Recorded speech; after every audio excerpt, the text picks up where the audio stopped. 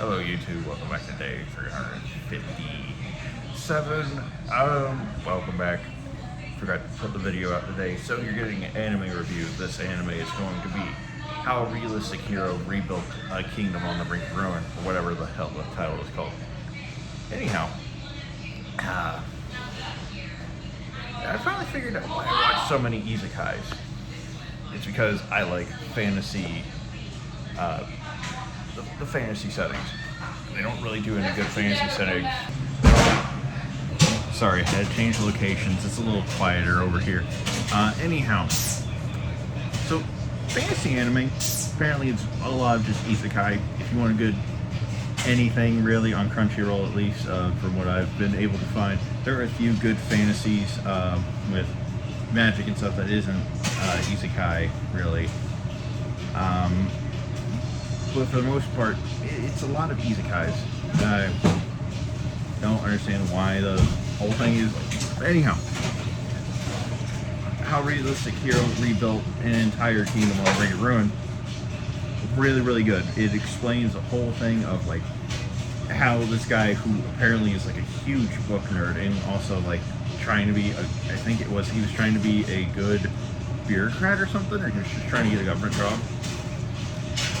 But I don't understand why he was reading Machiavelli's The Prince. I started on the book.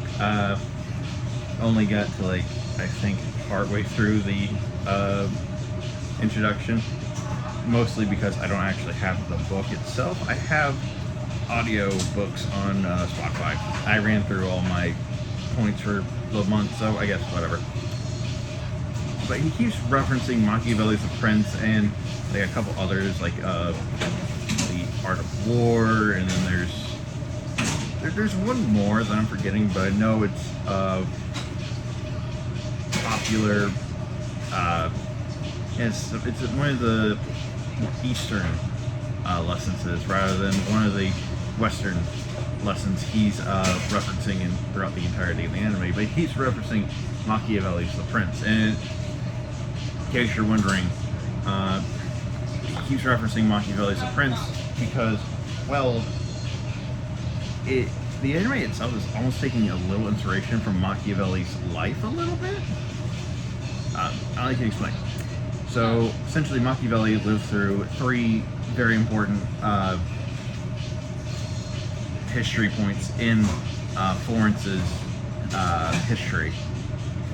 He was born in under, I think it was, I forget what it is.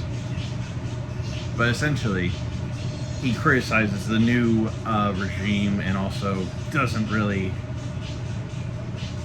Actually, you know what? Scrap it. I gotta go back and I gotta reread the whole introduction they give of Machiavelli's life. But it sounds like it's taking instances from the Florence of Renaissance era a little bit. Now, why do I say that? It's because that in the show itself, it is going through a renaissanceical age in that one kingdom. And not to mention the giant thing that happens at the end that's like, holy shit, I cannot believe that's the whole reason that happened. I can explain it to Curtis, but he'll probably want to watch it, so I'm not going to spoil too much on him. I don't want to spoil too much for you either. Anyhow, it's a pretty good anime if you really want to get into the nitty-gritty of all of the kind of secretive court shit that a king would have to deal with, including terrible nobles, political coup to get rid of all those terrible nobles so that they don't have a chance of escape, loyalty unto death by certain nobles who he had no connection to, and also what happens when a leader is newly founded and also untested, meaning that a lot of the older people in the kingdom have a problem with a new guy coming in and doing a whole bunch of new shit and also not respecting traditions. Is there anything else?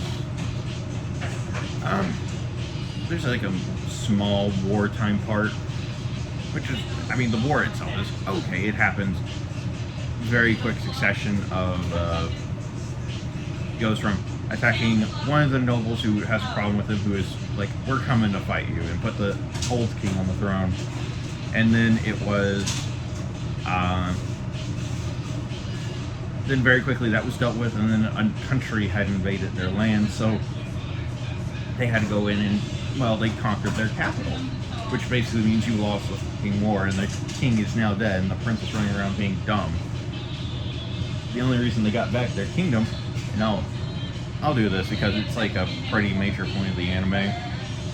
There's a human coalition, or at least human, meaning the demi-humans and everything else are like on the side of like humanity so that they can defeat the demon lord or whatever. But anyhow, that's kind of my opinion on it. It's pretty good. I recommend it. I think you should go watch it. Anyhow, your fun fact for the day. Let's see. We can go with.